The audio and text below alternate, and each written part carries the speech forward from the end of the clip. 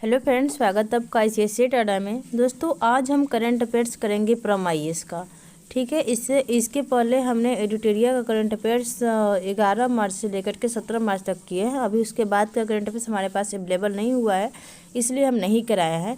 लेकिन ये भी जो प्रम IAS, इसके बाद हम अब कराएंगे प्रम IAS का करंट अफेयर्स। और ये अब जो करंट अफेयर्स है ये मार्च 2024 का है। सॉरी, मार्च 2024 का है। दोस्तों, आप करंट अफेयर्स मतलब अधिक से अधिक पब्लिकेशन का करेंगे, तभी आपसे क्या होगा कि एग्जाम का जो क्वेश्चन पूछता है करंट अफेयर से संबंधित, BPSC सिविल सर्विस वाला हो या BPSC टीचर वाला हो, तो तभी उस एग्ज़ाम के क्वेश्चन को आप टेकअप कर पाएंगे। क्योंकि जो करंट अफेयर्स का सिलेबस है ना, बहुत वास्ट है, एक जगह से आपको देखने को नहीं मिलेगा। इसलिए हमारे चैनल के द्वारा आपको डिफरेंट जो साइट है, डिफरेंट एकेडमी है, डिफरेंट इंस्टीट्यूट है, उनके द्वारा जो करंट अफेयर्स कराया जाता है वो कराया जाएगा हमारे चैनल पे। तो ऐसे करंट अफेयर्स देखने के लिए और सारे हमारे चैनल पे सेट देखने के लिए हमारे चैनल को लाइक सब्सक्राइब करें। चलिए, तो आज हम शुरू करते हैं। और मार्च 2024 का करंट अफेयर्स है। इसमें देखिए, आपको जैसे मंथली जो ईयरली करंट अफेयर्स मिलता है और उसमें हर कुछ दिया रहता है, वैसे ही इसमें भी दिया रहेगा। जैसे कि राष्ट्रीय समाचार हो गया, अंतर्राष्ट्रीय हो गया, राज्य समाचार हो गया, रिपोर्ट और सूचकांक हो गया, वन लाइनर करंट अफेयर्स भी दिया गया है, नियुक्तियां दिया गया है, रक्षा है, पुरस्कार और सम्मान है, खेल है, किताब लेखक है, श्रद्धांजलि है, महत्वपूर्ण दिन और विषय है। और देखिए, जो प्रम IAS के करंट अफेयर्स है ना, वह जो है आपको वन लाइनर नहीं मिलेगा। मतलब वन लाइनर लास्ट में है करंट अफेयर्स, लेकिन आपको पहले इसके डिटेल्स में बताया गया है। क्योंकि एग्ज़ाम में आप 69 वाले BPSC के क्वेश्चन देखे होंगे, कैसे करंट अफेयर्स पूछा जाता है, जिसमें आपको पता ही नहीं चलेगा कि कहाँ से पूछा गया है। क्योंकि कोई भी क्वेश्चन है, आपको पता रहेगा कि ठीक है ये चर्चा में था, लेकिन उसके अंदर का एक एक पॉइंट से भी क्वेश्चन पूछ लिया जा रहा है।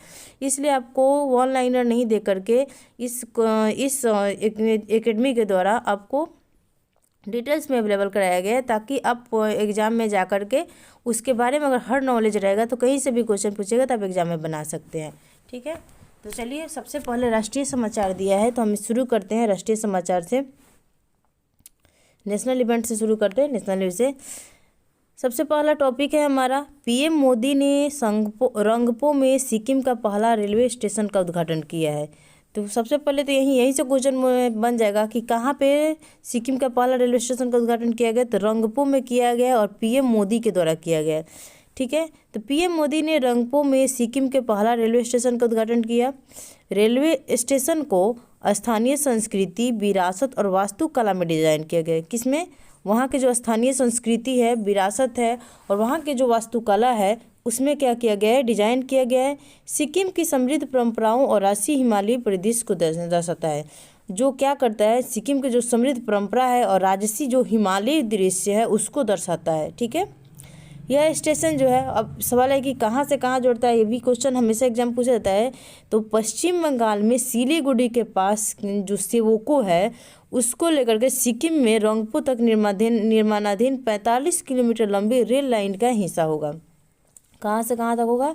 पश्चिम बंगाल में सिलीगुड़ी के पास सेवोको से सिक्किम में रंगपो तक 45 किलोमीटर टोटल इसकी लंबाई है। तो अभी बनना शुरू हो रहा है और इसमें 14 सुरंग और 22 पुल होंगे। यही पूछ सकता है कि कितना सुरंग और कितना पुल होगा, तो 14 सुरंग और 22 पुल होगा। 45 किलोमीटर लंबा है और पश्चिम बंगाल के सिलीगुड़ी के पास जो सेवोको है, वहाँ से लेकर के सिक्किम के रंगपो तक इसका निर्माण किया जा रहा है। ठीक है, नेक्स्ट है कि राष्ट्रपति करेंगे पर्पल फेस्ट का उद्घाटन। तो पर्पल फेस्ट का उद्घाटन कौन करने वाले हैं? तो राष्ट्रपति है। सामाजिक न्याय और अधिकारिता मंत्रालय के तहत विकलांग व्यक्तियों के सशक्तिकरण विभाग 26 फरवरी 2024 को राष्ट्रपति भवन के अमृत उद्यान में एक दिन भर चलने वाले पर्पल फेस्ट का आयोजन कर रहा है। ठीक है, भारत की राष्ट्रपति श्रीमती द्रौपदी मुर्मू सामाजिक न्याय और अधिकारिता मंत्री और DEPWD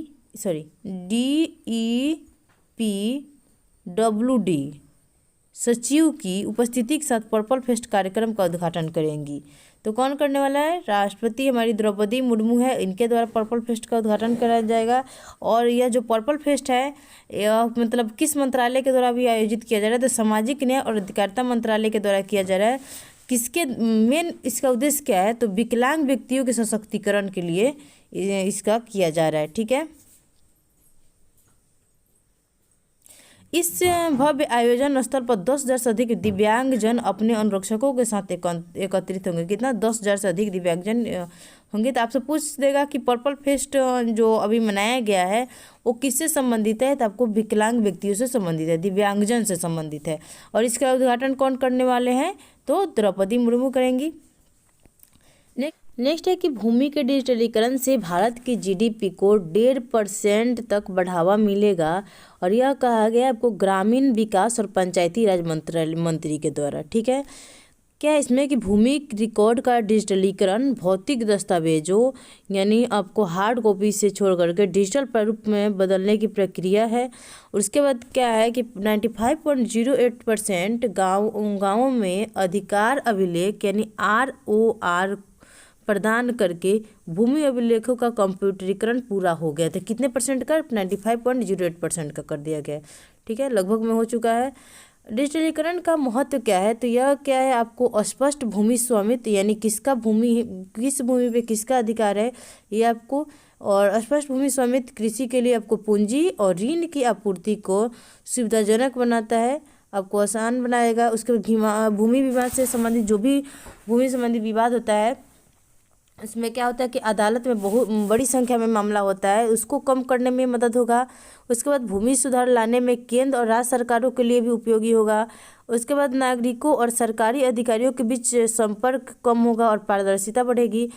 ठीक है, क्या होता है कि कभी कभी हम सरकारी दफ्तर में जाते हैं तो बहुत सारा प्रोसेस होता है, उसको करते करते बहुत टाइम लग जाता है। तो डिजिटलीकरण से उसमें भी हमें सुविधा मिलेगी, कम समय लगेगा। ठीक है, और बात यह है कि डिजिटलीकरण में के सुधार के लिए सरकार की पहल इसमें क्या क्या है? तो सबसे पहले कि डिजिटल इंडिया भूमि रिकॉर्ड आधुनिकीकरण कार्यक्रम शुरू की गई है, जिसे हम कहते हैं DILRMP।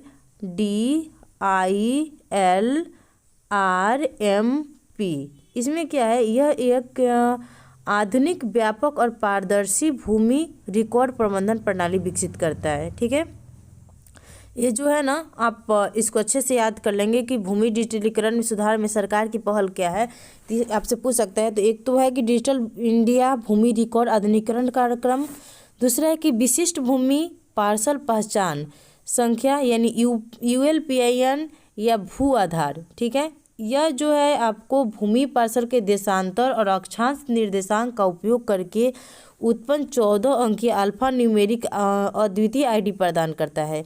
तो सेकेंड हो गया आपको विशिष्ट भूमि पार्सल पहचान संख्या यानी ULPIN या भू आधार, और फर्स्ट है डिजिटल इंडिया भूमि रिकॉर्ड आधुनिकीकरण कार्यक्रम। ठीक है, थर्ड है आपको स्वामित्व योजना।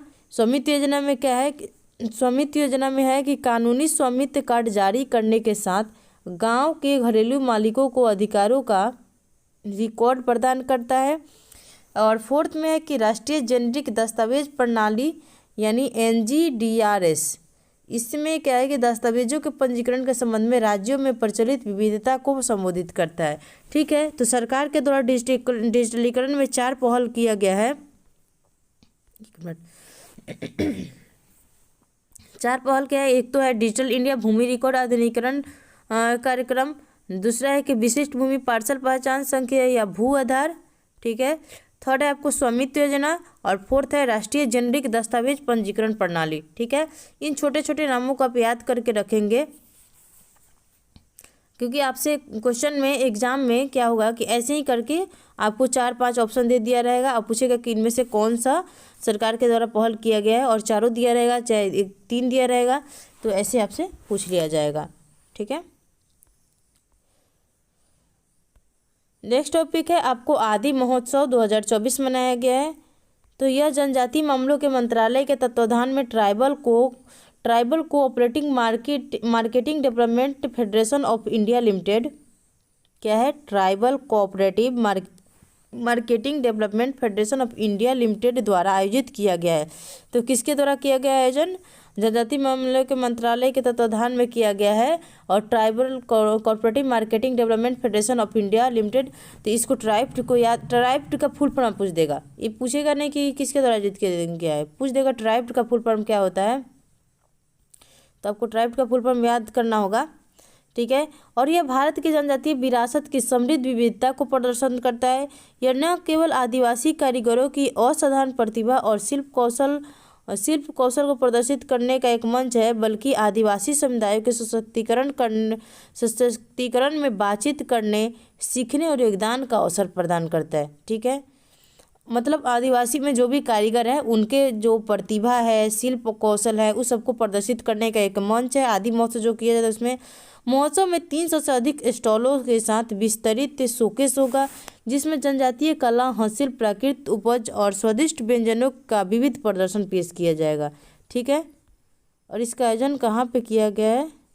न्यू दिल्ली में किया गया है इसका आयोजन। यहाँ पे दे रहा है ना, major Dhyanchand stadium new Delhi India Gate के पास किया गया है। और इसका आयोजन होगा 11 बजे से लेकर के 8 बजे तक, और 10 से 18 फरवरी तक इसका आयोजन किया गया है। फरवरी में ही इसका आयोजन किया गया है, ठीक है। अब है DOT ने संगम डिजिटल ट्विन पहल की लॉन्च की। क्या DOT ने संगम डिजिटल ट्विन पहल लॉन्च की। DOT क्या है? तो दूरसंचार विभाग ने संगम डिजिटल ट्विन पहल लॉन्च किया है। DOT होता है दूरसंचार विभाग, तो इसके द्वारा इसका आयोजन किया गया। DOT ने संगम के आउटरीच कार्यक्रम में पूर्व पंजीकरण करने और सक्रिय रूप से भाग लेने के लिए उद्योग के अग्रदूतों, स्टार्टअप, MSC शिक्षाविदों, नवप्रवर्तकों और आगे के विचारकों को आमंत्रित किया।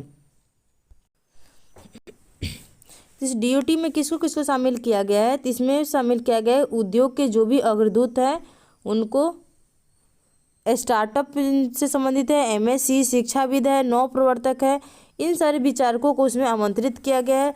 और यह पहल जो है सभी हितधारकों को एक मंच पे, यानी इन सारे लोगों को एक मंच पे लाना है, जिसका लक्ष्य है नवीन विचारों को मूर्त समाधानों में बदलना और साथ ही अवधारणा और कानून के बीच खाई को पाटना और अंततः बुनियादी ढांचे की प्रगति का मार्ग प्रशस्त करना है। तो आपको ये याद करना है कि दूरसंचार विभाग ने संगम ट्विन पहल का अनावरण किया है। यहाँ पे आपको मेन इंपॉर्टेंट यहाँ पे हो जा रहा है कि संगम ट्विन पहल का अनावरण किसने किया है? तो दूरसंचार विभाग ने किया है, यानी DOT ने किया है। नेक्स्ट है ब्रिटिश ईस्ट इंडिया कंपनी यानी EIC के खिलाफ रानी चेन्नम्मा विद्रोह के 2 वर्ष हो गया है। यानी ब्रिटिश ईस्ट इंडिया कंपनी के विरोध में रानी चेन्नम्मा ने विद्रोह किया था, उनका पूरा 200 वर्ष हो गया है। उसी के संबंधित बात कहा गया 23 अक्टूबर 1778 तो है, जब उनके बारे में दिया गया कि जब उन्होंने देसाई परिवार के राजा मलसरजा से शादी की तो वह कित्तूर यानी कर्नाटक की रानी बन गई। कर्नाटक की रानी बन गई। 1816 में मलसरजा की मृत्यु के बाद उनका सबसे बड़ा पुत्र सौलिंग रुद्र सरजा सिंहासन पर बैठा। 1824 में अपनी मृत्यु से पहले शिवलिंग रुद्र ने उत्तराधिकारी के रूप में एक बच्चे यानी शिवलिंगपा को गोद लिया था। हालांकि ब्रिटिश ईस्ट इंडिया कंपनी ने व्यापकता के सिद्धांत के तहत शिवलिंगपा को राज्य के उत्तराधिकारी के रूप में मान्यता देने से इनकार कर दिया। कित्तूर विद्रोह के बारे में मुख्य तथ्य क्या है कि वह धारवाड़ के ब्रिटिश अधिकारी जॉन थैकेरी ने अक्टूबर 1824 में कित्तूर पर हमला किया। इस पहली लड़ाई में ब्रिटिश सेना की भारी हार हुई और कलेक्टर और राजनीतिक agent saint John Thackeray Kittur सेना द्वारा मारे गए। ये तो इनके बारे में दिया गया, इसमें कोई उतना इम्पोर्टेंट नहीं लग रहा है, ठीक है। ये पूछ सकता है कि जो रानी चेन्नम्मा थी 21 क्षेत्र से संबंधित थी, तो कर्नाटक से थी, ठीक है। लेकिन यह पूछ सकता है कि कितना वर्ष हुआ, तो इसका 200 वर्ष पूरा हो चुका है।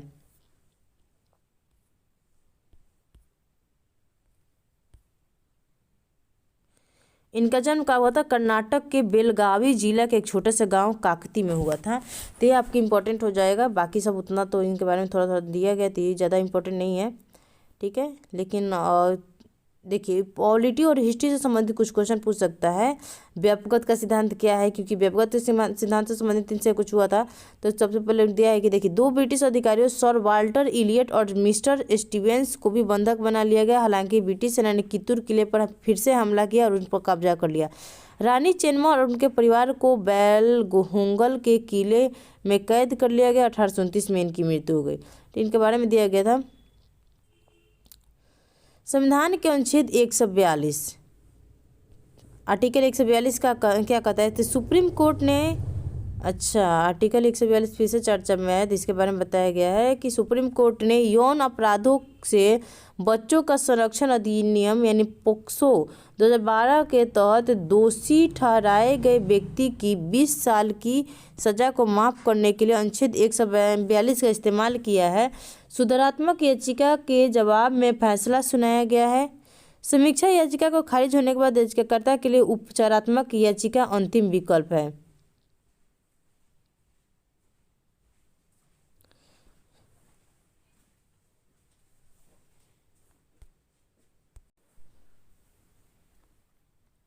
तो इसमें अनुच्छेद 142 क्या है। अनुच्छेद 142 जो है आपको इसके बारे में याद करना होगा, क्योंकि अनुच्छेद 142 है, ये सर्वोच्च न्यायालय को कोई भी आदेश जारी करने या पारित करने में सक्षम बनाता है जो किसी मामले में पूर्ण न्याय प्रदान करने के लिए आवश्यक लगता है। तो जो अनुच्छेद 142 है सर्वोच्च न्यायालय को एक अधिकार देता है और किसी भी जो आदेश है कानून है उसको पारित करने में। तो इसे आप आर्टिकल 142 को याद करेंगे। ठीक है, इस प्रकार पारित कोई भी डिक्री या इस प्रकार किया गया आदेश भारत के पूरे क्षेत्र पर लागू किया जाएगा। मतलब आर्टिकल 142 के द्वारा सुप्रीम कोर्ट जो निर्णय लेता है उसे पूरे भारत पर लागू किया जाता है। ठीक है, अब है आपका टॉपिक नासा मुक्त भारत अभियान वाहन। तो इसमें सामाजिक न्याय और अधिकारिता विभाग DAIC और ब्रह्म कुमारीज ने संयुक्त रूप से नई दिल्ली में नशा मुक्त भारत अभियान वाहन लॉन्च किया है। तो कहाँ पर लॉन्च किया गया है, नई दिल्ली में किया गया है। नई दिल्ली में किया गया है और किसके किसके द्वारा, तो सामाजिक न्याय और अधिकारिता विभाग और ब्रह्म कुमारीज ने संयुक्त रूप से किया है। यह वाहन दिल्ली NCR में NMBA जागरूकता विधियों के संचालन क्या है, दिल्ली NCR में NMBA जागरूकता गतिविधियों के संचालन के लिए एक मंच के रूप में कार्य करेगा। इस वाहन में डिस्प्ले और चलते मॉडल को भी आकर्षित किया गया है। क्या है कि यह वाहन में डिस्प्ले और चलते मॉडल भीड़ को आकर्षित करते हैं और वे NMBA यानी NMBA जागरूकता संदेश सुनते और देखते हैं। साथ ही वाहन के चारों तरफ नशा मुक्त प्रदर्शनी भी छपी हुई है। ठीक है, तो किसके द्वारा, सामाजिक न्याय अधिकारिता विभाग और ब्रह्म कुमारीज के द्वारा चालू किया गया नई दिल्ली में। तो इसको याद रखेंगे। हंगर मून यानी भूखा चंद्रमा, हाल ही में भूखा चंद्रमा के बारे में पता चला है। तो हंगर मून के बारे में फरवरी की पूर्णिमा को पृथ्वी की छाया नहीं मिलेगी, क्योंकि चंद्रमा की कक्षा यानी पृथ्वी की कक्षा के तल से 5 डिग्री झुकी हुई है। चंद्रमा की कक्षा पृथ्वी की कक्षा के तल से 5 डिग्री झुकी है, इसलिए पृथ्वी सीधे सूर्य और चंद्रमा के बीच नहीं होगी। अच्छा, अभी हंगर मून के बारे में पता चला है कि क्या हुआ है, फरवरी की जो पूर्णिमा थी उसको पृथ्वी की छाया नहीं मिलेगी, क्योंकि चंद्रमा की जो कक्षा है ना वो हमारे पृथ्वी की कक्षा तल से 5 डिग्री झुकी हुई है और इसलिए पृथ्वी सीधे सूर्य और चंद्रमा के बीच नहीं होगी। इस अवधि के दौरान प्रतिकूल मौसम के कारण शिकार में आने वाली चुनौती के कारण मूल अमेरिकियों द्वारा इसे हंगर मून कहा जाता है। फरवरी में उत्तरी अमेरिका में भारी बर्फबारी के कारण इसे स्नो मून कहा जाता है। ठीक है, तो इसका हंगर मून के बारे में पूछता है तो क्या होगा, मतलब इसके बारे में कुछ क्वेश्चन पूछेगा तो यही है कि हंगर मून के क्या हुआ है कि चंद्रमा की जो कक्षा है ना वो पृथ्वी की कक्षा से 5 डिग्री झुका हुआ है, इसलिए इसे क्या कहते हैं, हंगर मून कहते हैं। और अमेरिका में भारी बर्फबारी होती है इस दिन, इसलिए इसको वहाँ पे स्नो मून भी कहते हैं। ठीक है, 24 फरवरी की पूर्णिमा को हंगर मून या स्नो मून या स्टॉर्म मून कहा गया। 24 फरवरी की जो पूर्णिमा था ना उसको हंगर मून या स्नो मून या स्टॉर्म मून भी कहा गया। तो अगर आपसे ज्योग्राफी में ऐसा क्वेश्चन पूछ लिया जाता है तो आप शौक नहीं होंगे, अभी हाल ही में ऐसा घटना देखा गया है, इसलिए तो पूछ देगा कि हंगर मून क्या है। तो हंगर मून यही है कि चंद्रमा की जो कक्षा है ना वो पृथ्वी की कक्षा से 5 डिग्री झुका हुआ है, इसलिए से हंगर मून कहते हैं। और इस दिन ये क्या होता है कि पृथ्वी जो होता है सीधे सूर्य और चंद्रमा के बीच में नहीं होती है। प्रधानमंत्री ने कच्छ की खाड़ी में सुदर्शन सेतु का उद्घाटन किया है। तो सुदर्शन सेतु का उद्घाटन किसने किया है? हमारे पीएम मोदी के द्वारा किया गया। कहाँ पर किया गया? तो कच्छ की खाड़ी में किया गया। पीएम मोदी ने हाल ही में गुजरात के देवभूमि द्वारका जिले में बेट द्वारका द्वीप को मुख्य भूमि ओखा से जोड़ने वाले सुदर्शन सेतु पुल का उद्घाटन किया है। तो किसको किसको जोड़ रहा है? गुजरात के देवभूमि द्वारका जिले में बेट द्वारका द्वीप को मुख्य भूमि ओखा से जोड़ने का एक काम करता है। कौन? सुदर्शन सेतु। तो इसी का उद्घाटन किया गया है। इसमें एक अद्वितीय डिजाइन है जिसमें भगवत गीता के श्लोकों और दोनों तरफ भगवान कृष्ण की छवियों से सजा हुआ फुटपाथ है। तो आज के वीडियो में इतना ही। कल हम देखेंगे, इसके बारे में थोड़ा सा और है, इसको कर लेते हैं, उसके बाद देखेंगे। इसमें फुटपाथ के ऊपरी हिस्से पर सौर पैनल भी लगाए गए हैं जिसमें 1 मेगावाट बिजली पैदा होती है। 2.32 किलोमीटर लंबे इस पुल का निर्माण 979 करोड़ रुपये की लागत से किया गया है। तो कितना मीटर लंबा है? तो 2.32 किलोमीटर लंबा ये पुल है। और इसमें क्या किया गया है? 979 करोड़ रुपया लगा है, जिसमें 900 metre central double span cable stand वाला हिस्सा और 2.45 किलोमीटर लंबी अप्रोच रोड शामिल है। ठीक है, तो आपको मेन इंपॉर्टेंट यहाँ पे लग रहा है कितना किलोमीटर लंबा है? तो 2.32 किलोमीटर लंबा है, 979 करोड़ रुपये इसकी लागत आई है। और इसमें आपको 900 metre central double span cable stand वाला हिस्सा और 2.45 किलोमीटर लंबी अप्रोच रोड इसमें शामिल किया गया है। ठीक है, और ये कहाँ से कहाँ तक जुड़ेगा? तब गुजरात के देवभूमि द्वारका है, द्वारका जिला के जो बेट द्वारका है द्वीप को मुख्य भूमि ओखा से जोड़ने का काम करेगा सुदर्शन सेतु। 2-3 टॉपिक ही हैं जहाँ से इसको याद करना है और वहाँ से पूछ देगा आपको। ठीक है, तो आज के वीडियो में हम इतना ही करते हैं क्योंकि वीडियो लंबा हो जाएगा। ठीक है, तो कल हम शिखर सम्मेलन वगैरह से संबंधित क्वेश्चन करेंगे। मिलते हैं नेक्स्ट वीडियो में। ज़्यादा से ज़्यादा चैनल को लाइक, सब्सक्राइब और शेयर जरूर करें।